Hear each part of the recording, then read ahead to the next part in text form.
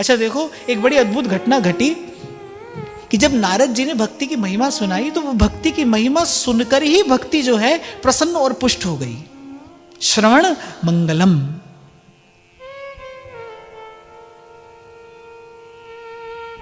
इसलिए कह रहा हूं, कभी किसी दिन मन नहीं भी लगे ना सिमरन में, सत्संग में, कोई बात नहीं, फिर भी बैठना है, फिर भी करना है।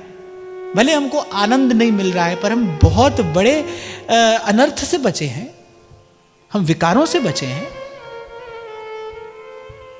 और आपको खबर नहीं कि विकार का जब बीज पड़ता है, बिल्कुल वट वृक्ष के बीज जैसा होता है विकार का भी बीज। नारद जी इसको भक्ति सूत्र में स्पष्ट करते हैं कि विकार का बीज भी बिल्कुल वट वृक्ष के बीज के जैसा है। वो कब जड़ पकड़ लेगा, कब विशाल वृक्ष बन जाएगा, पता नहीं चलेगी।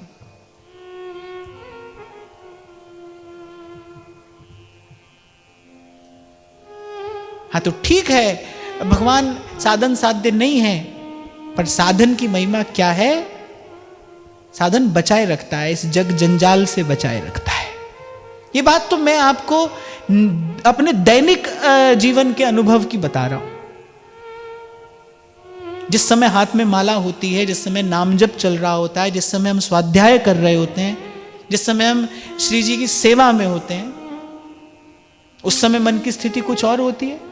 अब टीवी चलाकर बैठ जाओ, मोबाइल खोलकर बैठ जाओ,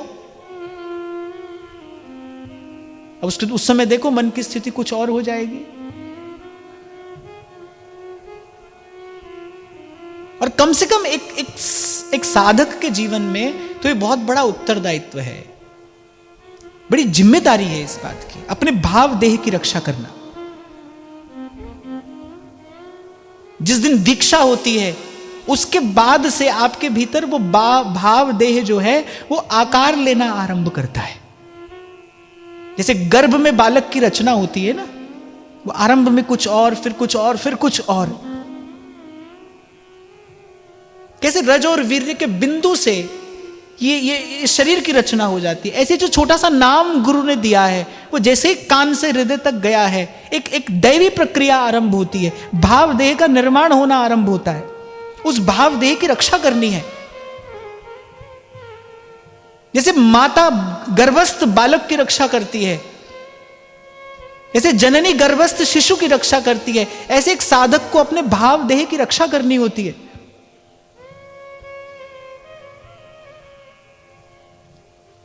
कितनी सावधान हो जाती है एक स्त्री जब उसके गर्भ में बालक होता है,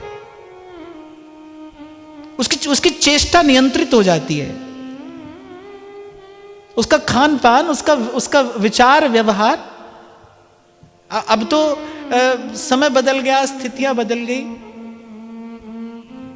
पर पहले के समय में तो ऐसा ही होता था कि वो गर्भ का जो काल है वो एक जननी एक तपस्विनी की भांति बिताती थी कि जो गर्भस्थ बालक है वो कोई संस्कारी हो, राष्ट्र का, समाज का हित करने वाला हो। भिक्षुक ना आए मेरे गर्भ से, दाता आए। कबीर कहते हैं जननी जने तो भक्त जन, कहे दाता कहे सूर, और नहीं तो जननी बांझ रहे, काहे गंवावे नूर।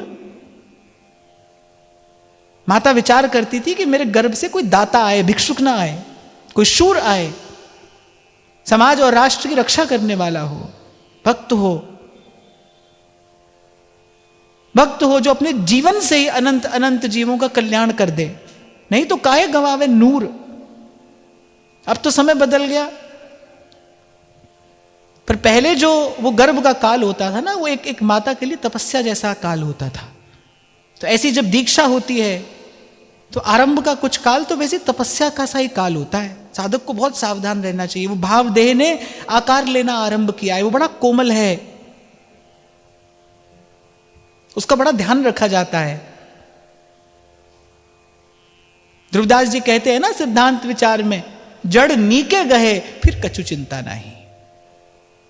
आप देखो एक समय ऐसा होता है जब बालक माता के आंचल की छांव में रहता है, फिर एक समय ऐसा भी आता है जब वही बालक अपनी माता की सेवा शुश्रूषा करता है, वही बालक फिर माता को अपने हाथ से भोजन कराता है, वही बालक फिर अपने अपने माता के बुढ़ापे की लाठी बनता है। एक समय माता ने उसकी रक्षा की है, अब वही बालक जो है वो एक प्रकार से माता का पोषण कर रहा है।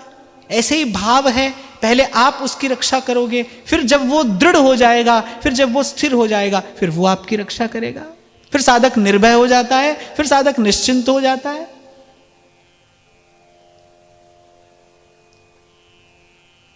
हाँ, पर आरंभिक जो काल है वो तो बड़ी सावधानी का समय है। ये सावधानी हटे नहीं। और मैं बार बार आपसे कहता हूं कि इसकी एक ही विधि है, आओ और बस किसी संत के पास में बैठ जाओ, वो कुछ कहेगा, उसके शब्दों में कुछ चेतना है, वो आपको भीतर से जगाए रखेगी, आपको सोने नहीं देगी, आप जागे रहेंगे।